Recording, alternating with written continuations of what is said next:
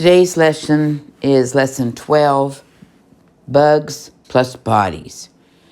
Parasites, just that word makes many people shiver.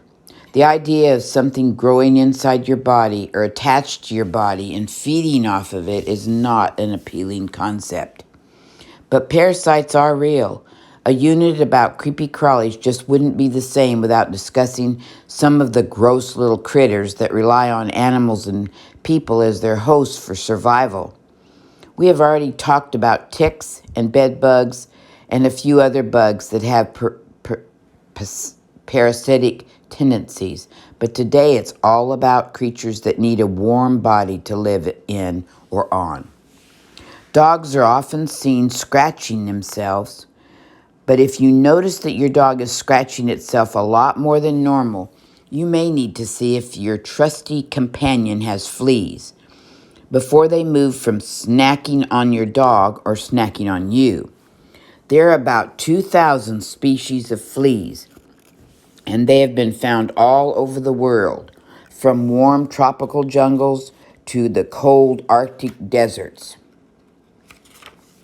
These parasitic insects feed on the blood of mammals and birds. Rodents seem to be the animal group most affected by fleas, along with household pets. Despite popular belief, monkeys and apes are not common hosts for fleas. You will most commonly only encounter fleas as a problem from your pet dog or cat, but if left unchecked, a flea infestation can become a problem for your whole house. Fleas are unique creatures in the insect world. They are known for their ability to jump up to 2 feet. If they are found on a pet in your house, they can literally jump onto other people or animals when they need a new host. The rapid life cycle of this insect means that they can quickly go from a nuisance to a full-blown infestation. It is estimated that a single female flea can have up to 1 million offspring in her lifetime. Some species of fleas have very specific hosts, while others will take a snack from many different creatures. Unfortunately, the fleas that are most commonly found on your household pets don't mind human blood either. Some pets can become immune to fleas when they are exposed to them over time, while humans may develop an allergic reaction to fleas. A day in the life with fleas. Mom, I have itchy legs. I think I'm getting spider bites, Seela complained. Me too, Rebecca, middle daughter sang out despondently. All of the pieces of the puzzle started to take shape in Rebecca's mind as she looked down at her own legs and saw tiny little bites on them. Why just the legs? What could it be? That same day, the kids saw a small bug flying through the air. Wait, did it just jump? In true homeschool fashion, they decided to catch the culprit and try out their new microscope. While Rebecca had never seen a flea and didn't remember much about them, one glance told her that was exactly what they were dealing with. Now what? They rolled up their carpet and threw it out. They vacuumed. They researched solutions. Jonathan went to the store to talk with the island locals and learned the shocking truth. The island was notorious for fleas.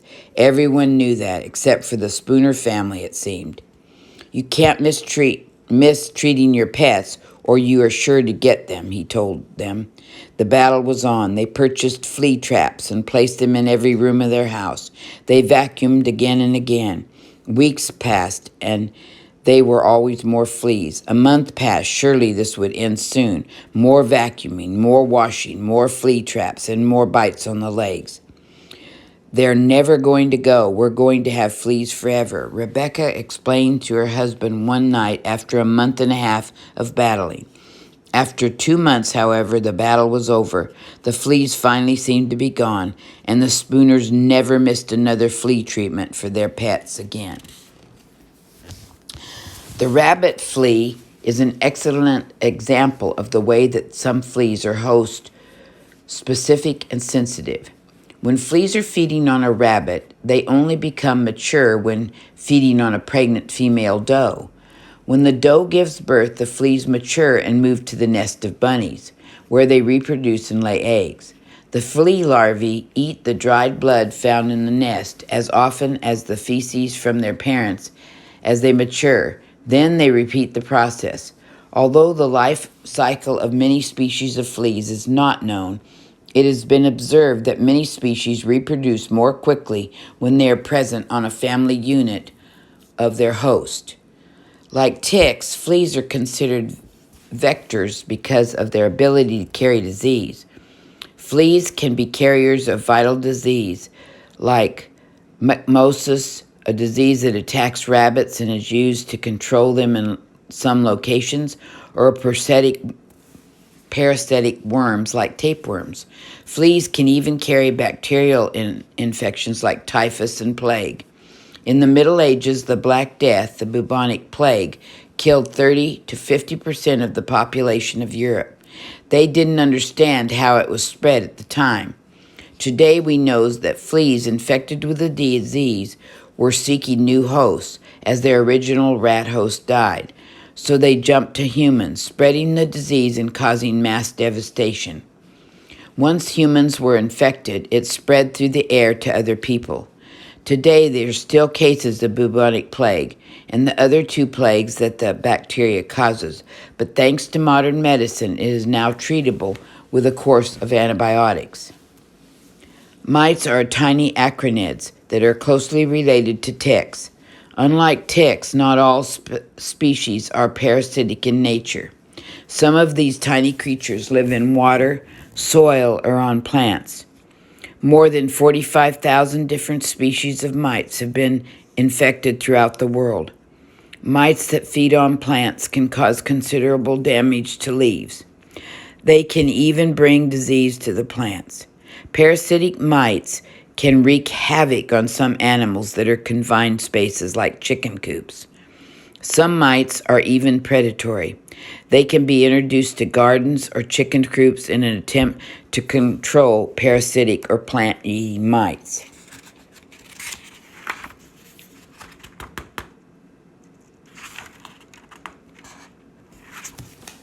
Unlike ticks that generally burrow into a host for a season and then drop off, mites can be found in many different areas of the body. Itch mites are known to dig and burrow into the hide of animals or even into a human skin. This can cause a condition called scabies. Scabies is intense itching.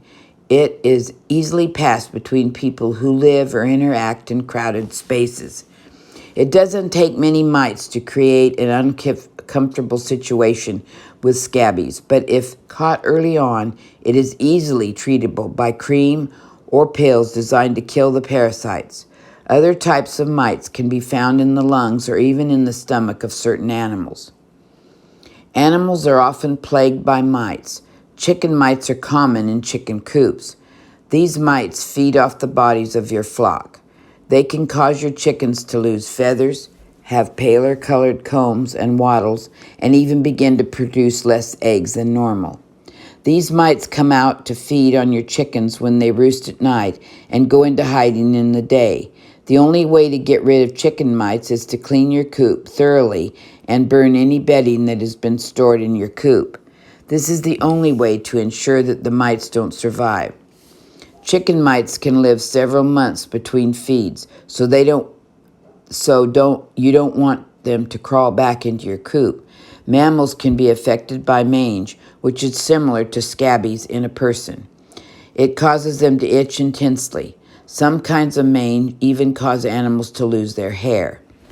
If you've ever seen a mangy-looking deer or coyote that has hair falling out, it probably has mange. Severe cases of mange cause an animal to lose weight and lack energy. Some of them even die from it. Parasitic worms. There are parasites that don't just live on the body. They live inside a person or animal. Parasitic worms need a host to survive, yet they can cause a lot of health issues for their host. Most parasitic worms have preferred homes inside the body, but some have the ability to affect other areas of the body as well. Some common types of pinworms in humans are pinworms, roundworms, and tapeworms. As hard as it is to believe, sometimes these infections can go undiagnosed for years. Many people get parasitic infections from eating food that is not properly cooked or from food cross-contamination. You can even get worms from walking barefoot in soil that has been contaminated by infected feces. It is not uncommon to acquire a parasite while on an international trip. Tapeworms are probably the most commonly known parasitic worm. There are about 5,000 species of tapeworms in the world, and they can range in size from 0.04 inches to 50 feet long or even longer. Most tapeworms in humans attach themselves to the intestines and feed off the nutrients of the body.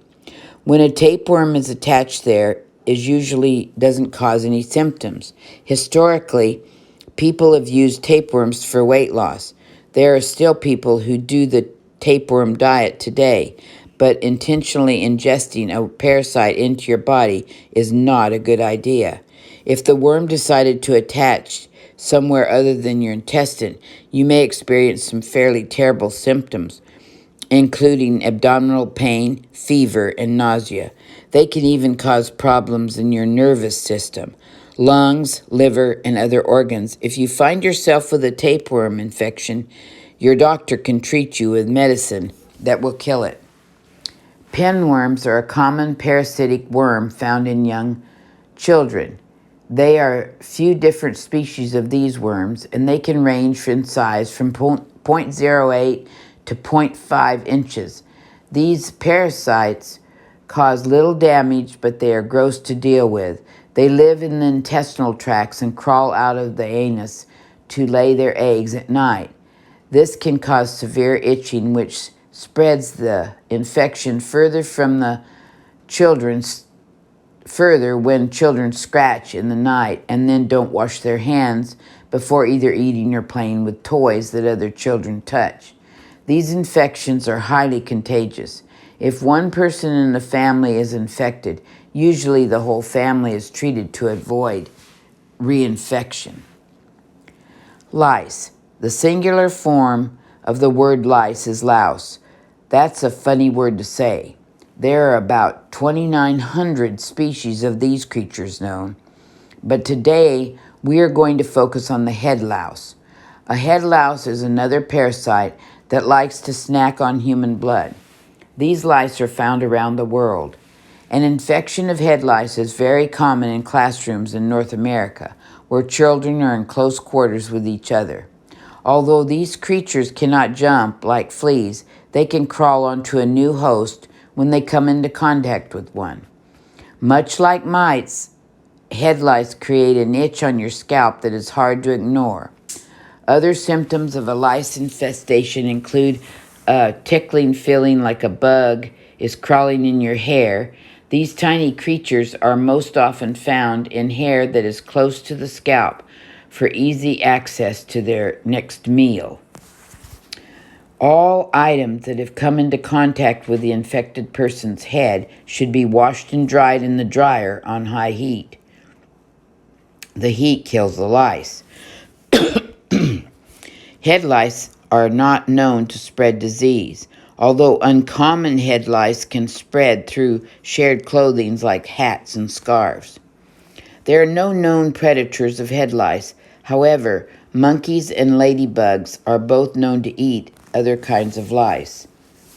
Lice can be treated with medicated shampoo. They are more easily spread through direct contact with an infected person's head, sharing a hairbrush, barrettes, or even hair ties with an infected person. Louse eggs are called nits. It has been fascinating and a little gross to learn about some of these things that like to parasitize the bodies of humans and animals. Remember that no matter how strange or gross things in the natural world may seem, God has indeed created them all. Do you ever wonder why he created them? Regardless, spend some time today being thankful that many of the diseases and conditions that result from these creatures are now cures. And that concludes our lesson 12 for today.